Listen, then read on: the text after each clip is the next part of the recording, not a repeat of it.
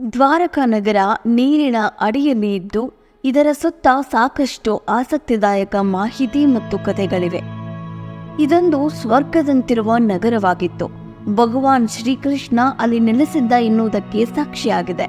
ಹಾಗಾದ್ರೆ ಇದು ಮಹಾಸಮುದ್ರದಲ್ಲಿ ಮುಳುಗಿರೋದ್ಯಾಕೆ? ಇದರ ಹಿಂದೆ ಯಾವ ಕಾರಣವಿರಬಹುದು? ಇದೆಲ್ಲದರ ಬಗ್ಗೆ ಸಂಪೂರ್ಣ ಮಾಹಿತಿ ಇಲ್ಲಿದೆ ನೋಡಿ.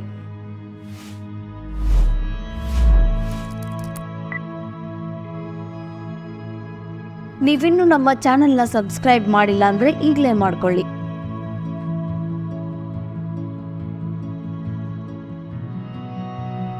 ಮಹಾಭಾರತ, ರಾಮಾಯಣ ನಡೆದಿರುವುದಕ್ಕೆ ಹಲವು ನಿದರ್ಶನಗಳಿವೆ. ಅವುಗಳ ಪೈಕಿ ಮಹಾಭಾರತದಲ್ಲಿ ಕಾಣಸಿಗುವಂತಹ ದ್ವಾರಕಾ ನಗರ ಇದು ನಿಜಕ್ಕೂ ಕುತೂಹಲ ಕೆರಳಿಸುವಂಥದ್ದು. ಈ ನಗರ ವಿಜ್ಞಾನಿಗಳ ಪ್ರಕಾರ 5,000 ವರ್ಷಗಳ ಹಿಂದೆ ನಿರ್ಮಾಣ ಮಾಡಲಾಗಿದೆ ಎನ್ನಲಾಗ್ತದೆ. ಆಧುನಿಕ ನಗರಗಳ ಎಲ್ಲ ಸವಲತ್ತುಗಳನ್ನು ಹೊಂದಿರುವ ದ್ವಾರಕಾ ನಗರ ಯಾವುದಕ್ಕೂ ಕಡಿಮೆ ಇರಲಿಲ್ಲ. ಹಿಂದೂ ಪುರಾಣಗಳಲ್ಲಿ ದ್ವಾರಕವನ್ನ ಕೃಷ್ಣನು ನಿರ್ಮಿಸಿದ ರಾಜ್ಯವೆಂದು ನಂಬಲಾಗಿದೆ. ಕೃಷ್ಣನ ನಿರ್ಗಮನದ ನಂತರ ಈ ನಗರವು ಸಮುದ್ರದಲ್ಲಿ ಮುಳುಗಿತು ಎಂದು ಪುರಾಣಗಳು ಕೂಡ ಹೇಳುತ್ತವೆ. ದ್ವಾರಾವತಿ ಎನ್ನಲಾಗುವ ಈ ನಗರವನ್ನ ಸಂಸ್ಕೃತದಲ್ಲಿ ಸ್ವರ್ಗದ ಹೆಬ್ಬಾಗಿಲು ಎಂಬ ಅರ್ಥವನ್ನ ಹೊಂದಿದೆ. ಈ ನಗರವು ಹಿಂದೂ ಧರ್ಮ, ಜೈನ ಧರ್ಮ ಸಾಹಿತ್ಯದಲ್ಲಿ ಒಂದು ಪವಿತ್ರ ಐತಿಹಾಸಿಕ ನಗರವಾಗಿದೆ. ಹಿಂದೂ ಧರ್ಮದ ಪ್ರಮುಖ ದೇವರಾದ ಕೃಷ್ಣನು ಈ ಸ್ಥಳಕ್ಕೆ ದ್ವಾರಕಾ ಎಂಬ ಹೆಸರನ್ನ ನೀಡಿದ್ದಾನೆ ಎನ್ನಲಾಗಿದೆ. ಹಿಂದೂ ಧರ್ಮದ ಸಪ್ತಪುರಿ ಅಂದ್ರೆ 7 ಪವಿತ್ರ ನಗರಗಳಲ್ಲಿ ದ್ವಾರಕಾ ನಗರವು ಕೂಡ ಒಂದಾಗಿದೆ. ಗುಜರಾತ್ನ ಗೋಮತಿ ನದಿ ದಡದಲ್ಲಿರುವ ದ್ವಾರಕಾ ಪಟ್ಟಣವು ಶತಶತಮಾನಗಳ ಹಿಂದಿನ ಇತಿಹಾಸವನ್ನ ಹೊಂದಿದೆ ಮತ್ತು ಮಹಾಕಾವ್ಯ ಮಹಾಭಾರತದಲ್ಲಿ ದ್ವಾರಕಾ ಸಾಮ್ರಾಜ್ಯವನ್ನ ಕೃಷ್ಣನ ರಾಜಧಾನಿ ಎಂದು ಉಲ್ಲೇಖಿಸಲಾಗಿದೆ. ದ್ವಾರಕೆಯನ್ನ ಸಮುದ್ರದ ಅಡಿಯಲ್ಲಿ ರಿಸರ್ಚ್ ಮಾಡಬೇಕಾದ್ರೆ ಒಂದಂತೂ ಗೊತ್ತಾಗುತ್ತೆ, ಅಲ್ಲೊಂದು ಸುಂದರವಾದ ನಗರ ಇತ್ತು ಅಂತ. ಇನ್ನೂ ಉತ್ಖನನ ನಡೆಯುವುದರಿಂದ ಅಲ್ಲಿರುವ ವಿಸ್ಮಯ ಸಂಗತಿಗಳ ಬಗ್ಗೆ ನಮಗಿನ್ನೂ ತಿಳಿದು ಬಂದಿಲ್ಲ. ಭಾಗವತ ಪುರಾಣದ ಪ್ರಕಾರ ಕೃಷ್ಣನ ಜನ್ಮವಾಗುತ್ತದೆ, ಅಲ್ಲದೆ ಮಾವ ಕಂಸನ ವಧೆ ಶ್ರೀ ಕೃಷ್ಣನದಲ್ಲೇ ಆಗುತ್ತದೆ ಎಂದು ಒಂದು ಆಕಾಶವಾಣಿ ನುಡಿದಿರುತ್ತೆ.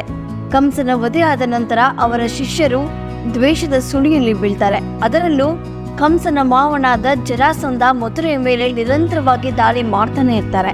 ಇದರಿಂದ ಮಥುರೆಯ ಜನರಿಗಾಗುತ್ತಿದ್ದ ಕಷ್ಟವನ್ನ ನೋಡಿ ಕೃಷ್ಣ ಒಂದು ನಿರ್ಧಾರಕ್ಕೆ ಬರ್ತಾನೆ.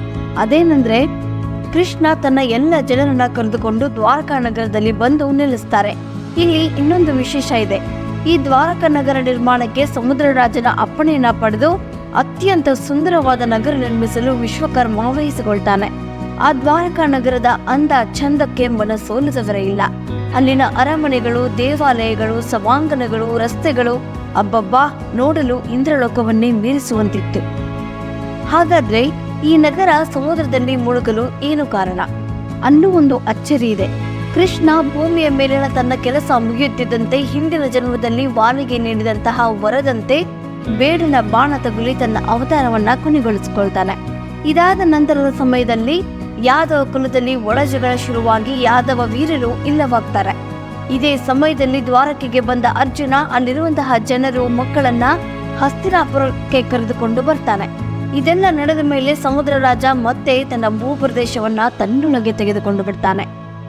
ವೈಭವದಿಂದ ಸಾಗುತ್ತಿದ್ದ ದ್ವಾರಕಾ ನಗರ ನೀರಲ್ಲಿ ಅವಿತು ಹೋಗುತ್ತೆ. ಇದು ಪುರಾಣ ಕಥೆಯಲ್ಲಿ ಇದೆಯಾದರೂ ಸಮುದ್ರದಲ್ಲಿನ ಪುರಾವೆಗಳು ಇದು ಅಕ್ಷರಶಃ ನಿಜ ಎಂದು ಹೇಳುತ್ತವೆ. ಇತಿಹಾಸದ ಉಲ್ಲೇಖ ನೋಡೋದಾದ್ರೆ ಟಾಲೆಮಿಯ ಭೂಗೋಳದ ಶಾಸ್ತ್ರದಲ್ಲೂ ಕೂಡ ಇದರ ಉಲ್ಲೇಖ ಮಾಡಲಾಗಿದೆ. ಗ್ರೀಕ್ ದೇಶದ ಅನಾಮಧೇಯ ಕವಿ ರಚಿಸಿರುವಂತಹ the Periplus of the Erythraean sea ಎಂಬ ಪುಸ್ತಕದಲ್ಲಿ ಪರಾಕ ಎಂಬ ಸ್ಥಳದ ಉಲ್ಲೇಖ ಮಾಡಲಾಗಿದೆ. ಆ ಸ್ಥಳವೇ ದ್ವಾರಕೆ ಎಂದು ಕೂಡ ಹೇಳಲಾಗ್ತಾ ಇದೆ. ಇನ್ನು 4 ಧಾಮ್ಗಳಲ್ಲಿ ಒಂದಾದ ದ್ವಾರಕೆಯಲ್ಲಿ ಶ್ರೀಕೃಷ್ಣನನ್ನ ಪೂಜೆ ಮಾಡಲಾಗುತ್ತೆ. ಇದಾಗಿತ್ತು ವೈಭವೋಪೇತ ದ್ವಾರಕೆಯ ಮಾಹಿತಿ. ಇದು ನಮ್ಮ ಮಾಹಿತಿ, ನಿಮ್ಮ ಯಶಸ್ಸು. ಕಲಿಯ ಹಾದಿಯಲ್ಲಿ, ಕಲಿಯ ಜೊತೆಯಲ್ಲಿ.